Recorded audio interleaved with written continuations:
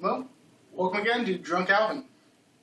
Unlike Drunk Alvin 1, where I accidentally recorded the whole thing before the camera stayed working, I'm going to try to start this one sober. Those of you who know me are probably going to be completely not shocked by this announcement, but I didn't do my homework, and I didn't actually write anything down for this one. I just felt like doing it. Today, I'm going to talk about Santa Claus.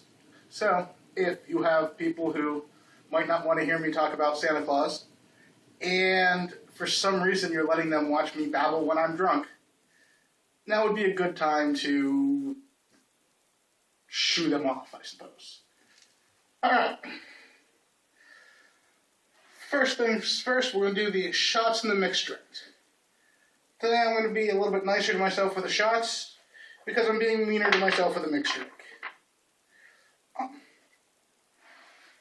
I'm going to try to do something a little bit just fancy for fun. I haven't actually done this. I've never done this particular drink. I'm going to try to layer a couple different things here that may or may not work very well. I'm going to put a base of grenadine down. I don't really need the spoon for the base. A little more. And I'm taking creme de cacao, which is a chocolate-flavored liqueur. This one is the, I have no idea how to pronounce this one. This is the cheap one that I always get when I don't feel like spending a lot of money because I'm just going to use it in mixed drinks.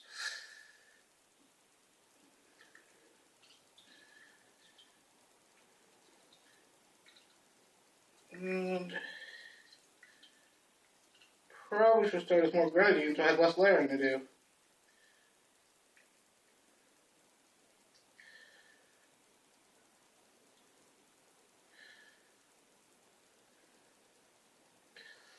Alright. Well, since the lighting makes it hard for me to see that it's layered, it is, but I imagine you can't. Next time I'll have to do something with a little bit more definition. I'll have to do one of these again. And what I'll probably not do is take a giant one for the third one, because, as you can see, no pour spout on my giant bottle of UV Whipped, which is 30% alcohol by volume, tastes like whipped cream. I forgot to tell you what the proof on this one was, didn't I? This is 24% alcohol by volume, or 48 proof. So this is slightly stronger. Technically, it should work, I guess. It's just going to be a lot harder to do it. I don't have a pour spout because these things have the little freaking pores and the bigger necks, so these don't fit. So, other than getting a smaller bottle, I just have to be really careful. That's why I'm doing this one first.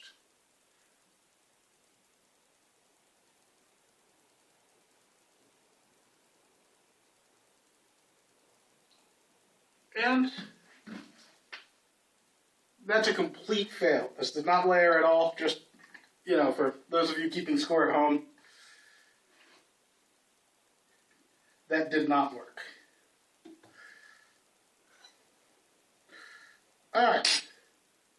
Next to that concoction, I have UV chocolate cake, also 30% alcohol by volume.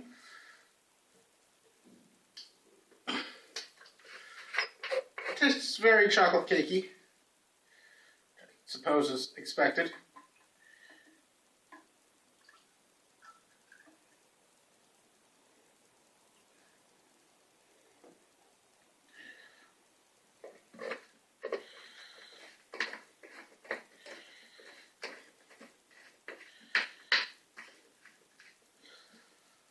And next to that for mixing, I'm going to make myself a double. These are, by the way, these shot glasses today are doubles. I know I said I was going to have four singles. Instead, I'm doing 3 doubles. They're bigger. You can see them clearer. When I get this stuff together to make them layered, it'll be really nice because they're very easy to see. But that's not today. I've got Bacardi and Wolfberry. This is 35% alcohol, so this is the strongest thing I'm drinking so far. And it's a Bacardi. Can't go wrong with Bacardi for a rum. It's not top of the line by any stretch of the imagination, but they do good work. It's fairly good quality. Alright, for my mixed drink, you see I've got the fancy glass. I'm going to make myself a martini. A martini, of course, is always made with gin, but the first thing you want to add is your vermouth. Now, why do you add the vermouth first? Because the thing you're going to screw up when you're making a martini is the amount of vermouth you add. If you add too much vermouth and you throw away a glass of ice and vermouth, you're not out of luck. This whole bottle's $10, and when you make it, you count the drops. Meanwhile, your gin, if you're making a martini, you want to use good gin, and good gin is not cheap.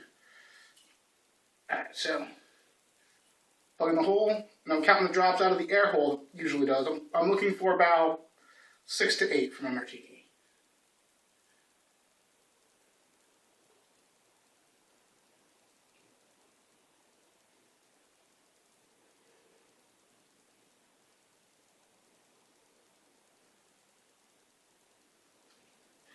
I got 7, so that's about perfect.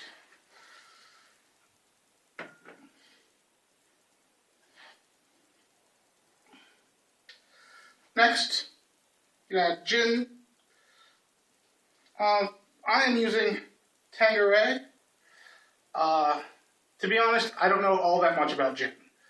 This is 47.3% alcohol by volume, so this will be the strongest thing I drink today.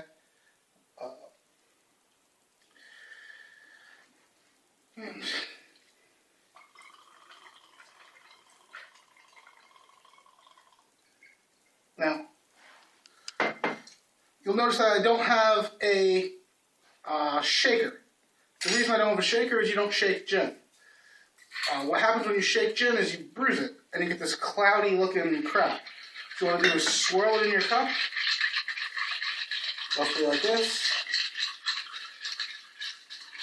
Then make sure you spin it enough that you get a lot of, you get a lot of movement. You get the gin all cold because nobody wants their gin warm. Pour it in the cup.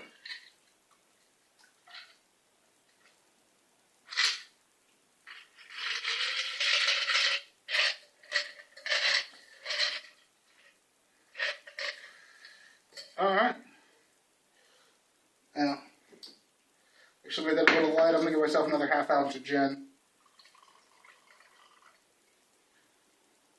Alright, I give myself about an ounce of gin. Again, you just don't want it to get, just don't want it to be warm. And it's not really a martini. Got a couple of olives. These are bigger olives than you'd normally use. So I'm only using 2. Normally put 3 on a pick.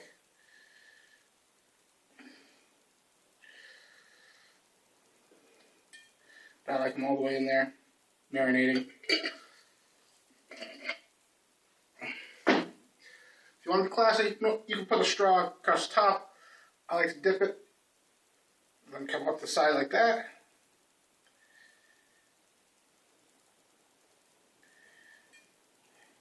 It wants to play along. There. You can get the straw to actually stay on the outside of the cup.